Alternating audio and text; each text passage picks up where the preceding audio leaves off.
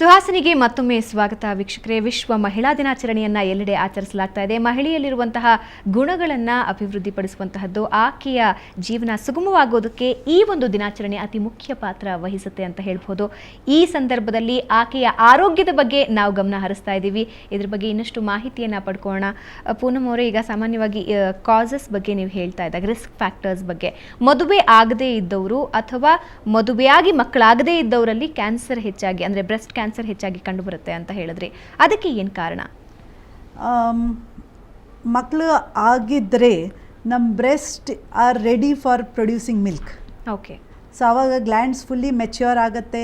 ಮತ್ತು pregnancy time ಒಂದು hormone oestrogen ಕೂಡ ಇರಲ್ಲ ಬಾಡಿನಲ್ಲಿ.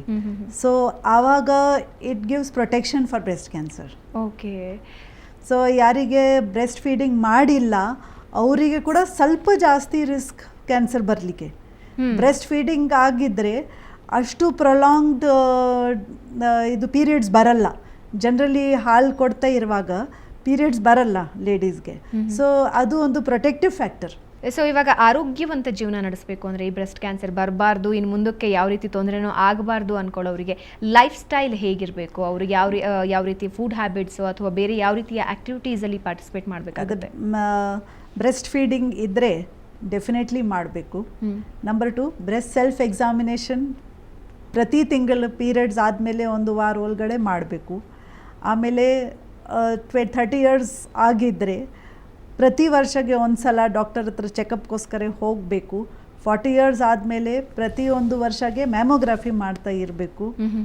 ಅದೇ ಇಂಪಾರ್ಟೆಂಟ್. ಓಕೆ. ಸೊ ಇವಾಗ ನಾವು ಬ್ರೆಸ್ಟ್ ಕ್ಯಾನ್ಸರ್ ಬಗ್ಗೆ ಮಾತಾಡಿದ್ವಿ, ಆದರೆ ಇನ್ನೂ ಒಂದು ಸಮಸ್ಯೆ ಹೆಣ್ಮಕ್ಳನ್ನ ಸಾಕಷ್ಟು ಕಾಡ್ತಾ ಇದೆ, ಅದು ಸರ್ವೈಕಲ್ ಕ್ಯಾನ್ಸರ್ ಬಗ್ಗೆ. ಈ ಕ್ಯಾನ್ಸರ್ ಯಾವ ರೀತಿ ಬರುತ್ತೆ, ಏನು ಕಾರಣಗಳಿದೆ ಇದಕ್ಕೆ? ಸರ್ವಿಕ್ಸ್ ಕ್ಯಾನ್ಸರ್ ಜಾಸ್ತಿ ಒಂದು ಹ್ಯೂಮನ್ ಪ್ಯಾಪಿಲೋಮಾ ವೈರಸ್ ಇನ್ಫೆಕ್ಷನ್ ಇದೆ. ಅದು ಇನ್ಫೆಕ್ಷನ್ ಆದರೆ ಪ್ರಿಡಿಸ್ಪೋಸಿಷನ್ ಇರೋದು ಸರ್ವೈಕಲ್ ಕ್ಯಾನ್ಸರ್ಗೋಸ್ಕರ. ಓಕೆ. ಸೊ ಇದು ಹ್ಯೂಮನ್ ಪ್ಯಾಪಿಲೋಮಾ ವೈರಸ್ ಅಂದರೆ HPV ವೈರಸ್ ಹೇಳೋದು. ಮೋಸ್ಟ್ ಆಫ್ ದ ಟೈಮ್ಸ್ ಅದು ಸೆಕ್ಷುಲಿ ಟ್ರಾನ್ಸ್ಮಿಟೆಡ್ ಡಿಸೀಸ್ ಇರುತ್ತೆ. ಅದು ವೈರಲ್ ಇನ್ಫೆಕ್ಷನ್ ಒಂದ್ಸಲ ಬಂದರೆ ಕೆಲವು ಟೈಮ್ ಬಾಡಿ ಫೈಟ್ ಮಾಡಿ ವೈರಸ್ಗೆ ಕಿಲ್ ಮಾಡುತ್ತೆ. ಬಟ್ ಕೆಲವು ಟೈಮ್ ಡ್ಯಾಮೇಜ್ ಮಾಡೋಕ್ಕೆ ಆಗಲ್ಲ ವೈರಸ್ಗೆ, ಆವಾಗ ವೈರಸ್ಸೇ ಬಾಡಿಗೆ ಡ್ಯಾಮೇಜ್ ಮಾಡೋದು. Okay okay okay. ಸೊ ಅದು HPV ವೈರಸ್ಸಿಂದ squamous cell carcinoma of cervix ಬರಲಿಕ್ಕೆ ಚಾನ್ಸಸ್ ಇರುತ್ತೆ. ಬಟ್ ಬೇರೆ ಕ್ಯಾನ್ಸರ್ಸ್ ಕೂಡ ಇದೆ ಸರ್ವಿಕ್ಸ್ಗೆ, ಅದು ಬಟ್ HPV ಜೊತೆಗೆ ಲಿಂಕ್ ಇಲ್ಲ ಅದಕ್ಕೆ. ಸೊ ಈ ಗರ್ಭಕೋಶದ ಸಮಸ್ಯೆ ಇದೆ ಅಂತ ಏನಾದರೂ ಮಹಿಳೆಗೆ ಗೊತ್ತಾಯಿತು ಅಂದರೆ ಅದು ಯಾವ ರೀತಿ ತಡೆಗಟ್ಟಬಹುದು, ಮತ್ತು ಸಿಂಪ್ಟಮ್ಸ್ ಏನಾದರೂ ಗೊತ್ತಾಗುತ್ತಾ? ಸಿಂಪ್ಟಮ್ಸ್ ಬ್ಲೀಡಿಂಗ್ ಆಗುತ್ತೆ, ಸ್ಪಾಟಿಂಗ್ ಆಗುತ್ತೆ, ಬ್ಲೀಡಿಂಗ್ ಡ್ಯೂರಿಂಗ್ ಇಂಟರ್ಕೋರ್ಸ್ ಆಗ್ಬೋದು. ಕೆಲವು ಟೈಮ್ ಪೀರಿಯಡ್ಸ್ ಮಧ್ಯದಲ್ಲಿ ಕೂಡ ಬ್ಲೀಡಿಂಗ್ ಆಗ್ಬೋದು. ಕೆಲವು time foul smelling vaginal discharge ಆ ಥರ ಬರುತ್ತೆ. ಕೆಲವು ಟೈಮ್ ತುಂಬ ನೀರು ಬಿಡ್ತಾ ಇದೆ ಆ ಥರ ಆಗುತ್ತೆ. ಕೆಲವು ಟೈಮ್ ಬರೀ ಬೆನ್ನು, ಲೋವರ್ ಅಬ್ಡಾಮಿನಲ್ ಪೇನ್ ಬರುತ್ತೆ. ಬಟ್ ಕೆಲವು ಜನಗೆ ಏನೂ ಸಿಂಪ್ಟಮ್ಸ್ ಇರಲ್ಲ. ಸೊ ಈ ರೀತಿಯಾದಂತಹ ಸಿಂಪ್ಟಮ್ಸ್ ಇಲ್ಲದೆ ಇರೋದ್ರಿಂದ ಏನಾದರೂ ಸಮಸ್ಯೆ ಆಗುತ್ತಾ? ಅಂದರೆ ಲಾಸ್ಟ್ ಸ್ಟೇಜ್ಗೆ ಹೋಗೋದ್ರಿಂದ ಏನಾದರೂ ಸಮಸ್ಯೆ ಆಗುತ್ತೆ? ಲಾಸ್ಟ್ ಸ್ಟೇಜ್ ಅಂತ ಜನರಲಿ ಇರಬಾರ್ದು. ಏನು ಸ್ಪ್ರೆಡ್ ಆಗಿದ್ರೆ ಸಿಂಪ್ಟಮ್ಸ್ ಬಂದೇ ಬರುತ್ತೆ.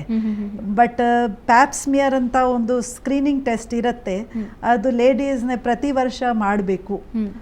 ಪ್ಯಾಪ್ಸ್ಮಿಯರ್ ಅಂದರೆ ಲೋವರ್ ಪೋರ್ಷನ್ ಆಫ್ ಯೂಟ್ರಸ್ಗೆ ಅವರು ಗೈನಕಾಲಜಿಸ್ಟ್ ಜನ ಸ್ಕ್ರೇಪಿಂಗ್ ತಗೊಳ್ತಾರೆ. ಅದು ಸ್ಲೈಡ್ ಮೇಲೆ ಹಾಕಿ ಮೈಕ್ರೋಸ್ಕೋಪ್ ಕೆಳಗಡೆ ಪೆಥಾಲಜಿಸ್ಟ್ ನೋಡ್ತಾರೆ. ಅದರಲ್ಲಿ ಏನು ಎಟಿಪಿಕಲ್ ಸೆಲ್ಸ್ ಅಥವಾ ಕ್ಯಾನ್ಸರ್ ಸೆಲ್ಸ್ ಕಾಣಿಸ್ತಾ ಇದ್ರೆ ಮುಂದೆ ವರ್ಕ್ ಮಾಡಬೇಕು ಆದಮೇಲೆ. ಸೊ ಯಾವ ರೀತಿಯಾದಂತಹ ಟ್ರೀಟ್ಮೆಂಟ್ಸ್ ಅದಕ್ಕೆ ಇದೆ? ಸರ್ವಿಕ್ಸ್ ಕ್ಯಾನ್ಸರ್ ತುಂಬ ಅರ್ಲಿ ಸ್ಟೇಜ್ ಇದ್ದರೆ ಸರ್ಜರಿ, ಸ್ವಲ್ಪ ಅಡ್ವಾನ್ಸ್ ಸ್ಟೇಜ್ ಇದ್ದರೆ ಕೀಮೋಥೆರಪಿ ಮತ್ತು ರೇಡಿಯೋಥೆರಪಿ. ಜನರಲಿ ರೇಡಿಯೇಷನ್ ಥೆರಪಿ ಇರೋದು ಬೆಸ್ಟ್. ಬಟ್ ರೇಡಿಯೇಷನ್ ಥೆರಪಿದು ಕೆಲಸ ಇನ್ನೂ ಜಾಸ್ತಿ ಆಗಲಿಕ್ಕೆ ಕೀಮೋಥೆರಪಿ ಕೊಡೋದು ವಾರವಾರಿಗೆ ಒಂದು ಸಲ. ಅದು ಸ್ಟೇಜ್ 3 ತನಕ ವರ್ಕ್ ಆಗೋದು. ಸ್ಟೇಜ್ 4 ಇದ್ದರೆ ಬರೀ ಕೀಮೋಥೆರಪಿ ಕೊಡೋದು. ಸ್ಟೇಜ್ 4 ಅಂದರೆ ಅಡ್ವಾನ್ಸ್ಡ್ ಕ್ಯಾನ್ಸರ್. ಓಕೆ. ಈ ಸಂದರ್ಭದಲ್ಲಿ ನೀವು ಹೇಳ್ತಾ ಇದ್ರಿ ಈ ರೀತಿಯ ಟ್ರೀಟ್ಮೆಂಟ್ಸ್ ಇರುತ್ತೆ ಅಂತ, ಆದರೆ ಇದು ಮತ್ತೆ ಏನಾದರೂ ವಾಪಸ್ ಆಗುವಂತಹ ಸಾಧ್ಯತೆ ಇದೆಯಾ?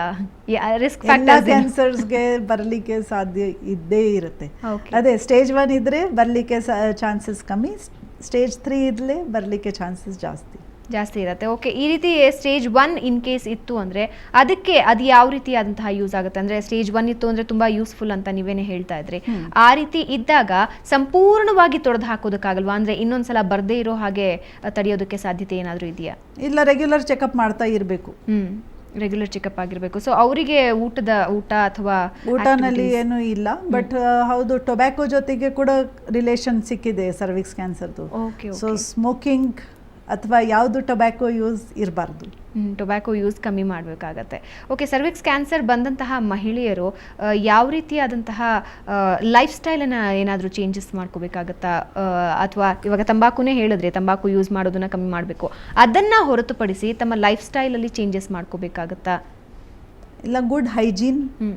ಯಾಕೆ ವೈರಲ್ ಇನ್ಫೆಕ್ಷನ್ಸ್ ಇದು ಹೈಜೀನಿಂದ, ಪುವರ್ ಹೈಜೀನಿಂದ ಕೂಡ ಬರ್ಬೋದು. ಸೊ ಹೈಜೀನ್ ಅಂದರೆ ತುಂಬ ಇಂಪಾರ್ಟೆಂಟ್.